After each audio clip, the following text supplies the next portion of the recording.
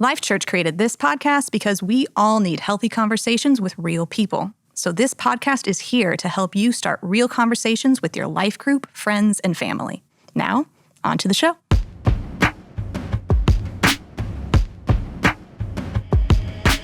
Welcome to the You've Heard It Said podcast. This is Jason. And this is Allie.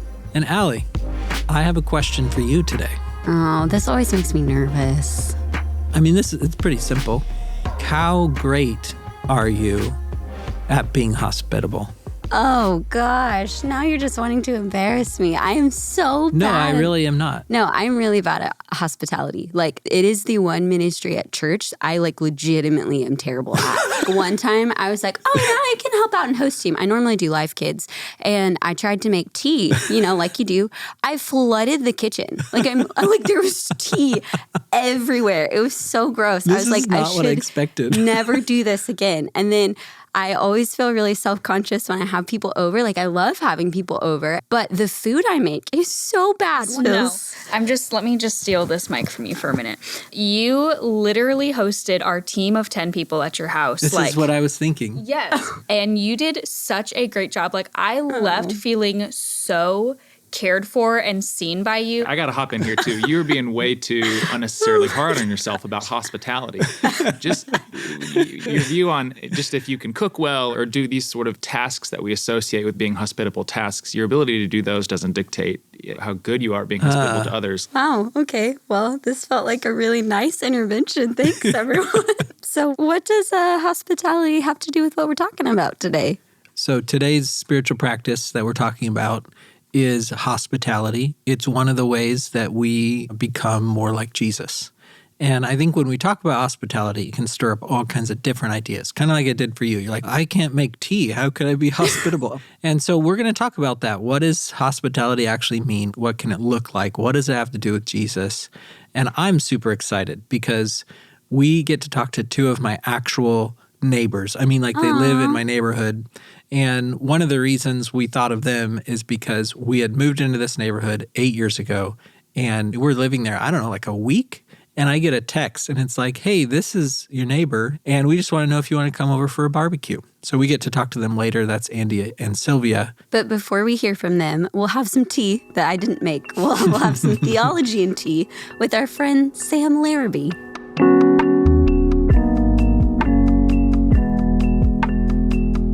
On the first page of the Bible, we meet a generous host who welcomes people into a space he created just for them. The host is God, and throughout the story of the Bible, he makes a habit of welcoming and including all kinds of people into his family, the kingdom of God. And we see one of God's first steps in building his kingdom family in Genesis 12, where he invites a man named Abraham to partner with him in building a new kind of nation that will be a blessing to all people on earth. One key quality of this new nation would be how it relates to outsiders by going above and beyond in hospitality. Hospitality is simply a sacrificial vulnerability that helps people feel and become seen, cared for, and included. It's common for nations, people groups, and even individuals to prioritize core groups of people while keeping outsiders at a distance. Even groups known for their hospitality usually have a group they treat with suspicion, neglect, fear, or even hostility. But God's people were called to show special hospitality, treating outsiders with the same respect, care, and justice as citizens. God wants his nation to be a place that brings together all people into a global family, but that isn't easy because every individual and people group has unique beliefs, values, and practices. So hospitality requires examining our preferences to make others feel welcomed, and that can be uncomfortable. At their worst, God's family behaved like a normal country, prioritizing the needs of their people while neglecting or marginalizing outsiders. But at their best, they got to witness the power of hospitality. In 2 Kings 6, Abraham's descendants, the Israelites, are being invaded by a powerful army. God intervenes by blinding the invaders, and the Israelites lead their enemies into a city. But instead of punishing them, they showed hospitality. God restored their sight, and the Israelites sent them home in peace after giving them a meal. The war ended, not through conquest, but through hospitality. God has a reputation for welcoming all kinds of people into his family, even before the stories of Jesus. Simply look at the story of Jonah. Jonah appears to detest outsiders, but he's asked by God to deliver a message to Jonah's enemies. Jonah does his best to escape God's calling, and it sure seems like it's because he doesn't want certain people included in God's family. The story ends with God reminding Jonah that he cares for all people, not just Abraham's descendants, and that all people can be included in his family. Jesus is the perfect image of God, meaning that he could reflect God's heart for all people. But Jesus also knew that his people wrestled with wounds, biases, and generational trauma that kept them from showing God's hospitality. So Jesus' ministry is filled with vulnerable, grace-filled moments that make outsiders feel welcomed. Samaritans, people with chronic illness, religious outcasts, and even officials of the oppressive government felt seen, cared for, and included by Jesus. Jesus knew that God's kingdom isn't built through arguments, fear, or excluding people with differences. Instead, the kingdom is built around dinner tables through generous hospitality. And that's why Jesus spent so much time sharing meals. During one meal, a sinful woman interrupted the dinner. The guests were confused and angry, but Jesus cared for her, putting his reputation on the line by affirming her worth. In another story, Jesus comes to the home of Zacchaeus, an Israelite who had betrayed his community. He worked for the oppressive government and used his power to financially abuse his neighbors. Jesus took a courageous step of hospitality by sharing a meal with him. And what happened? Zacchaeus responds by saying, "Look, Lord, here and now I give half of my possessions to the poor, and if I've cheated anybody out of anything, I will pay back 4 times the amount." Hospitality takes courage and forces us outside our comfort zone, but it often brings connection and has the power to heal individuals and communities. It requires the courage to put aside our preferences and fears. It invites us to confront our biases and challenge our old beliefs. Hospitality is sacrificial and vulnerable care that helps someone feel and become seen, cared for, and included. Hospitality breaks down social barriers and builds unlikely friendships. Hospitality invites us to be less critical and more curious. It helps people realize their God-given value and potential. It builds empathy, which turns strangers into neighbors.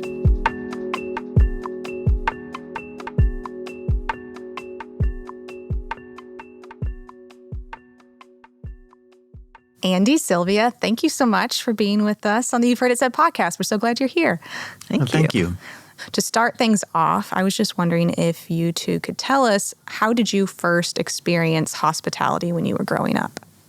I would say I grew up as a missionary kid, and there was lots of hospitality going on. Mm-hmm. And so we had people into our house a lot, and my parents were very welcoming, kind of on the spur of the moment. So that was very comfortable for me, that idea of, oh, here's somebody, well, let's invite them over. That's, I know, not true for a lot of people, but that was true for me. I remember when I was I think maybe I was starting in like middle school, but my dad taught at a university, and he was particularly interested in international students, having them over to our house and welcoming them into our house. But it was a commonplace thing for us just to have visitors for meals. So how would you define hospitality? We've welcomed international students into our home and just the same way. It's just, we just really want to make them welcome and to get to know us and our culture, our family, and something maybe about God that they don't know about already. That was just always, we just wanted to share who Jesus was. Many cultures, they don't know anybody who is a Christian, and now you do.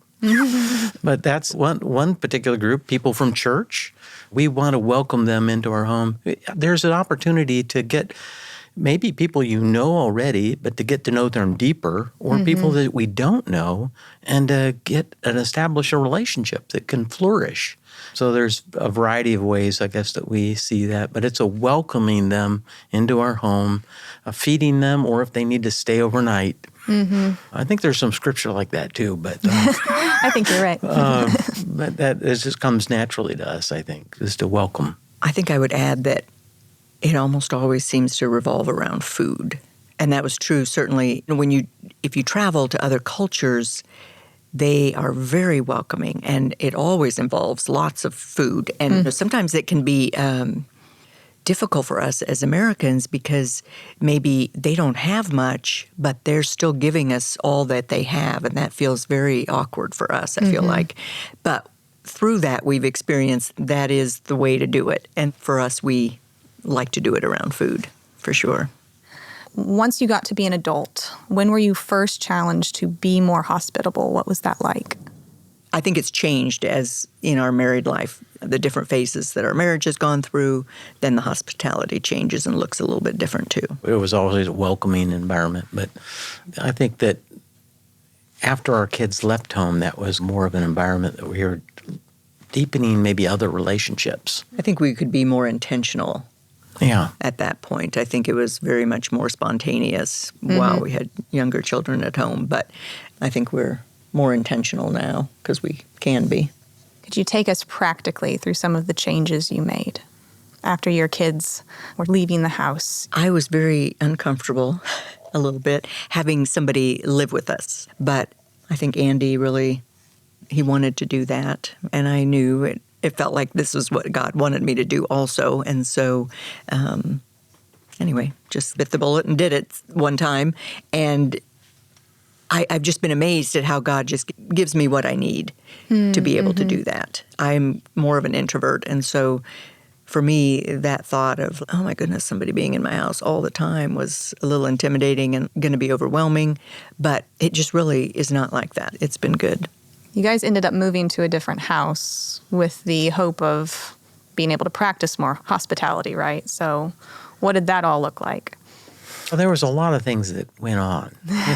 There really were. I think one of the things, we just had a deepening in my relationship with Jesus, and that led me into, I wanted to make changes. I also felt that we wanted to make changes financially, and we wanted our house to be paid for. And our house, we were living in a house that wasn't, and so we sold it, and we moved to somewhere where we could afford it to be paid for.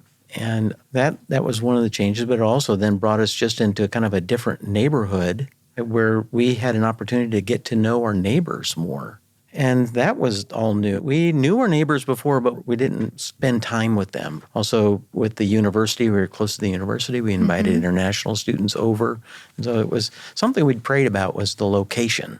We wanted to be more intentional with our time and our relationships. So practically, day to day, week to week, what does it look like for you guys to practice hospitality? One of the things that we did as we moved, we had enough money left over from the sale of our larger house. We bought another house. Okay. And it was 2 houses away. We didn't really set out to be a landlord to rent houses, and that wasn't what it was. The first thing was we just had some extra money.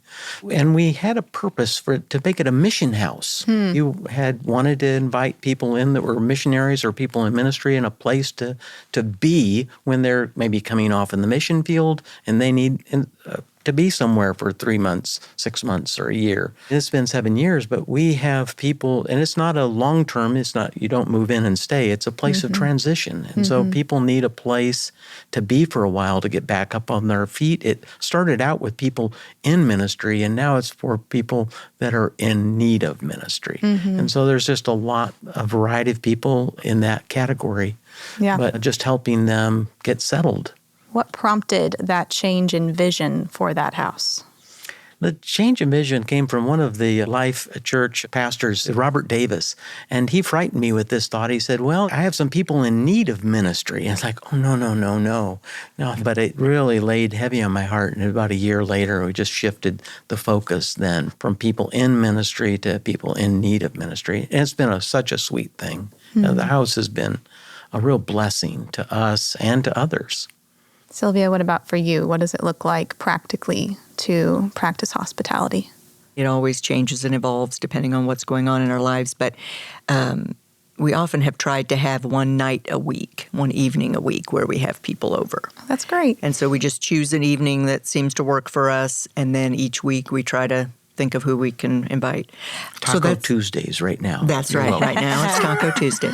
The other thing we do is around holidays, we try to think of how we can include people who maybe don't have someplace to be. We have lived far from our parents various times, and so we have known that it can be kind of lonely sitting there when you feel like everybody else is having a good time with family and you don't have anywhere to be. And so we try to find people that can use a place to come. Yeah, that's and great. hang out with us. Yeah. So, when does hospitality feel easy and when does it feel challenging?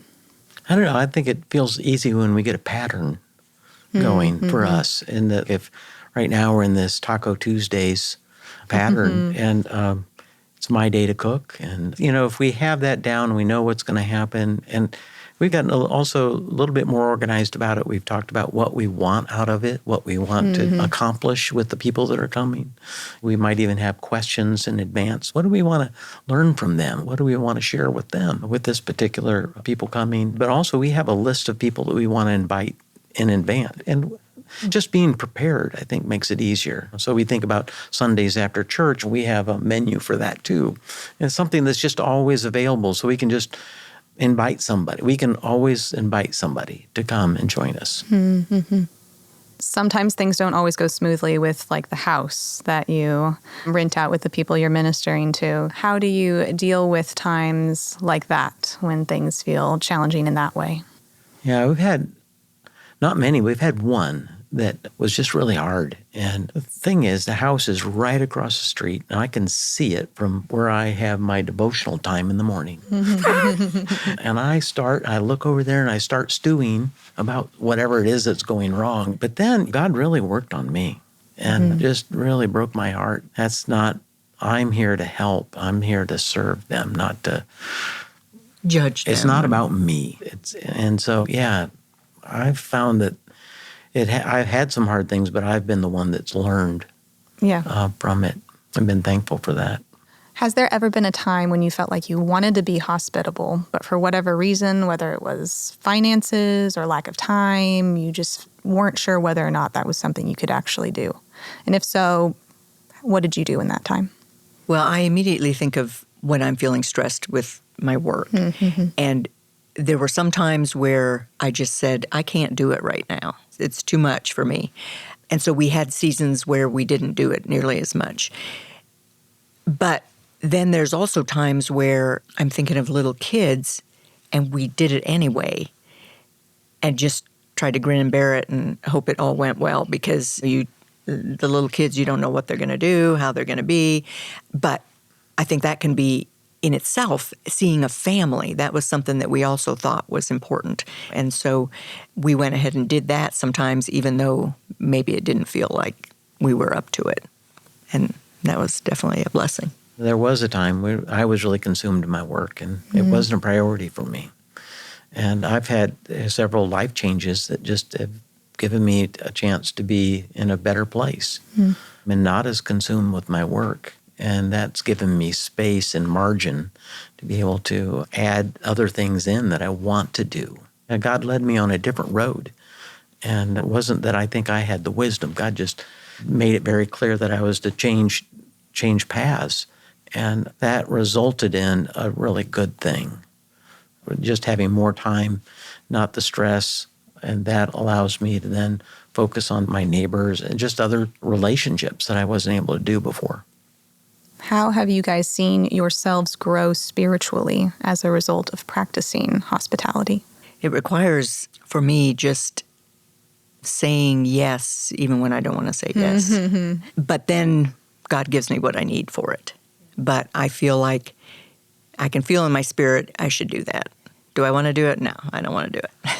But I know I should. And then it turns out great. But at the moment, when I'm saying yes to it, it's not necessarily what I want to do. So I feel like just continuing to be obedient then brings its own blessings. And when I can see the testimony of when I am obedient, I see how he blesses that time. So I find through relationships, by deepening relationships with people or getting to know people, getting a way of expressing that you care about somebody, that you want to help them, these things create there's a purpose in it. There's a scripture in Timothy. It says, tell those rich in this world's wealth. This is Andy's paraphrase. Tell those rich in this world's wealth, which I think could be us, to stop being so full of ourselves and chasing after money, which is here today and gone tomorrow. But tell them instead to go after God who will pile all the riches they could ever manage. And tell them to do good, to be extravagantly generous, and helping others. And if you do that, you'll experience life that's truly life. And sometimes I feel it's exhausting for what we're doing, but it's life-giving, that I shouldn't just read the Bible. I got to do these things. Yeah. So for me, it's a living it out.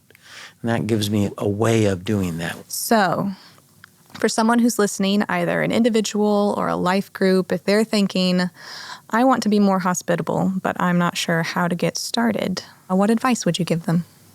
Just start. Find somebody that you can feel comfortable about and invite them. I feel like you've got to just jump in and try it. And then look at it and see, how did it go? What did we not like about that? What was super stressful? How can we make that less stressful? I feel like we're fortunate because it's something we're both committed to. I feel like, even though it's probably easier for you being more extroverted than for me, but we both love it and want to do it. I think it's harder if there's one in a marriage that is more interested than the other. And I have a sister who's a widow, and she always felt, I can't invite anybody over. It's just me. What am I going to do? But she found that when she opened her home to people, it was a real blessing. And she gave up thinking, my house isn't good enough or whatever, and was able to just be that welcoming person, and she found it very enriching. For the more introverted folks among us, the thought of going up to a neighbor is just like the last thing they would ever think about, or inviting someone over for dinner. What encouragement would you give them? I think you need to always be in prayer about that, because I think God will bring moments to you where, let's say I walk outside and I see the neighbor across the street, and maybe they're in their flower bed, and I can go over and go, those are really pretty flowers. What are they called? So just praying for those opportunities where it's more natural, because I struggle with that too. I'm not good at manufacturing those kind of things, but I feel like when I do pray about it, that God does bring opportunity. Neighbors are easy for us. We know them well. We've gotten to know them well. But it started off with inviting them to just kind of a front yard barbecue. And so we've done that for a number of years now. But it is finding that great time, seeing when they're available, or outside mowing the grass or something. Knocking on the door, that's a little uncomfortable, perhaps, at least for me anyway. Finding the right timing. I think, praying for boldness. And also just praying for spontaneity. Just let that happen. But I think it's a great thing. Just get started. Is there anything that you two would like to say about hospitality that you haven't said already? I'm really glad that we do it together well. It's just natural for us. It's not up to one of us to make it happen. It's both of us. I think one thing I would say is we have a daughter who grew up, of course, being hospitable, and she is outgoing and loves to have people. She has a roommate who is very introverted. But our daughter has really just kept pushing and really encouraged, and they invite people over, and they've found a kind of a rhythm where they can be comfortable with it. So I think, anybody can do it. And it does take some planning perhaps, but I think people will find that it enriches your life. That's how I feel, is that it makes our lives so much richer. And what I'm hearing is that it can be easier to practice hospitality with other people. Yes. If you have a life group or you have friends. Right. The extroverted people can make up for the introverted people, and the planners can make up for the more spontaneous people. So that's very helpful. Yes, I would agree that doing it with somebody else, at least one other person or a group, can be very good. When we had the neighborhood time out in our front yard, we panicked. What if nobody shows up? So we have these great neighbors that are always willing to come. And they bring their children. And then it looks already like a party. And then people are feeling a little more comfortable and able to come and join.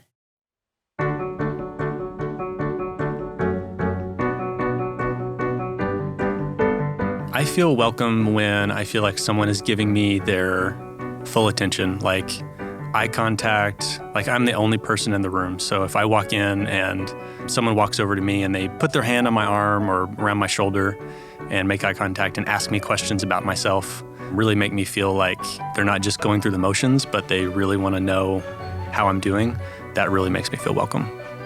So when I first started hosting, I was really worried about even just keeping my house clean for people. And slowly throughout the months, that's gotten like less and less. And people have even given me that freedom of, hey, like we just like being able to come over and enjoy your place. And so it doesn't need to look a certain way or whatever, or be in a perfect state. And even like feeling like I needed to provide like perfect like little snacks for people or anything like that. And so now people just feel super comfortable. We've gotten to the point where they'll just come in and use my dishes and don't even have to ask. And so it just building that environment throughout the months of feeling like they can just come in and be at home, and it doesn't have to be perfect or a particular way. And thankfully, that's just as we become closer friends, and people have, not only have I given myself that, but other people in the group have given me that freedom to like, hey, you don't feel like you need to do this or have this a particular way, or even be like perfectly cleaned up for us. That's given me a lot less pressure and a lot more freedom to just enjoy and then be available for them in different ways. A few months ago, we had a party at our house, and my husband makes pizza every Sunday night. And when I say makes pizza, most people are like, oh, that's really cool, but he really makes pizza. So he makes everything handmade from the dough to the sauce. He has perfected his pizza. So we had extra, and I thought, hey, I could invite anybody over to eat who may not have lunch that next day. And so I just put it out there at work and was just like, hey, whoever wants pizza for lunch, feel free to come over and grab some. And so I didn't know who was going to come over or how many people, but quite a few people came, and it was awesome. So I'm a casting director at a church. I'm seeing people from all walks of life, people who've never stepped foot in a church, who are coming through our doors because they see something they're interested in, a role or something they want to be a part of. And so for me, it's really important that when they come through our doors, or when they even sign up, that it's like, that it piques their interest. But when they come through, they see a smiling face, that the environment is comfortable, that it's welcoming, and that when they come in and they like audition or even are a part of a project, that they feel like I'm for them, that I'm on their side, and that I want to see them succeed, and that we have a place for them. And so the reason is I want them to feel seen, I want them to feel known, and I want them to feel like, hey, I can do this, and I'm excited for you, and we're on the same team, and I want to see you succeed. I am regularly in community online. I love spending time online, getting to know other people. And when I do that, I find that there's a lot of great ways that you can connect with people authentically, even though you can't spend time with them necessarily physically in person. I'm actually in a group that meets predominantly online, and every now and then we meet in person when we can, but we play games together and we pray with each other and we encourage each other, and it's super fun, and it's lighthearted enough to feel exciting, but it's also serious enough to feel enriching. Our life group creates a meaningful, authentic environment when we're meeting online by asking good questions of each other, sharing what we like. What movie did you see? What game are you playing? Asking the real questions that we would ask if we were sitting there in person. And that kind of is a good bridge builder to get to the heart of some of those maybe more serious questions that you also find in life group. So in my life group, one of the ways that I experience hospitality is just by everyone opening up their homes at different points and allowing that space for processing hardships and celebrating wins. We all take turns opening up our homes for each other, just allowing for vulnerability. It's one of the few places that I feel like I can really let my guard down and let people know where I'm struggling or what was hard at work this week and things like that. And just a place where I can be fully myself without fear of judgment. I think part of it is just opening up the house, like not being in a truly like public place, being in an area where it's like, oh, this feels like home, and just leaning in and asking the questions that other people won't ask. My wife and I, we just started a life group a couple of weeks ago, and this is the first time when we started something like this. So we opened up our home. We made sure we have everything that can possibly go through your mind, from snacks, drinks, all the way to arranging the chairs and making sure the place is in a way where everybody feels comfortable. They don't have to worry about anything. So that way it leaves room for everyone to share, to open up, to just feel like at home. So just to give a funny example, even though I am a very particular neat person and I like cleanliness and things like that, I'm used to leaving the shoes outside the apartment or outside the main area of living quarters because that's how I grew up. I just realized that I really don't care about all of that. I just care about the people themselves. I still leave the shoes outside for myself, but if somebody comes in, I don't expect any of that from them. That's not important. It's the person itself. Making a welcome environment is basically putting aside anything that I care about for something greater than that.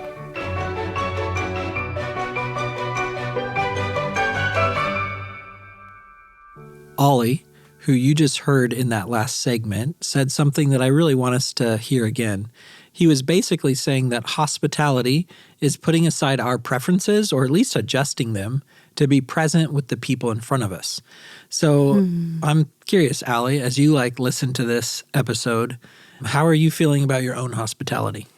I feel like I have had a definition of hospitality that included being really great at all of these hosty things, like being a magazine level worthy, aesthetic in your living room, and being able to make Pinterest worthy recipes and doing it with a smile and making everybody feel like, oh, look at my jokes and I've got great entertaining skills.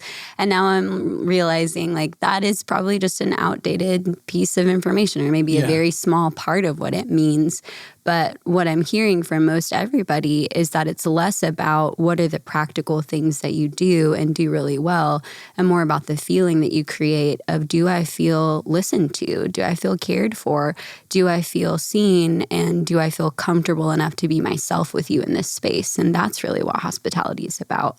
And that is a much more attainable definition for me, and something that I want to be true of me. So hopefully, if you're listening, you can see the ways that your life might already be hospitable to others.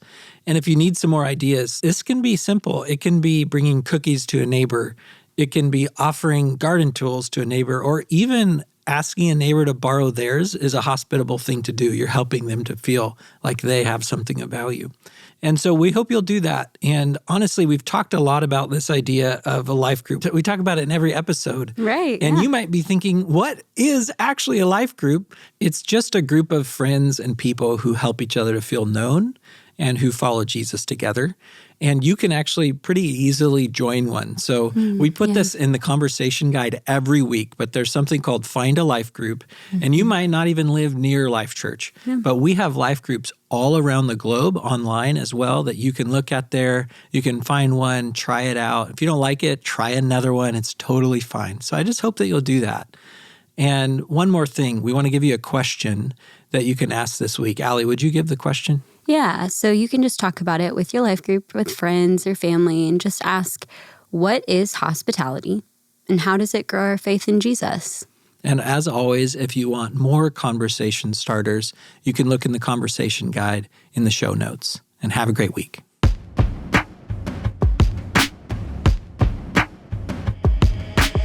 Hey, this is Jason, and I've got an idea for how you could share this episode. If you liked it, you could just share it with a friend or family, or you could share it with someone you've never met by leaving us a review in iTunes. Thanks, and have a great week.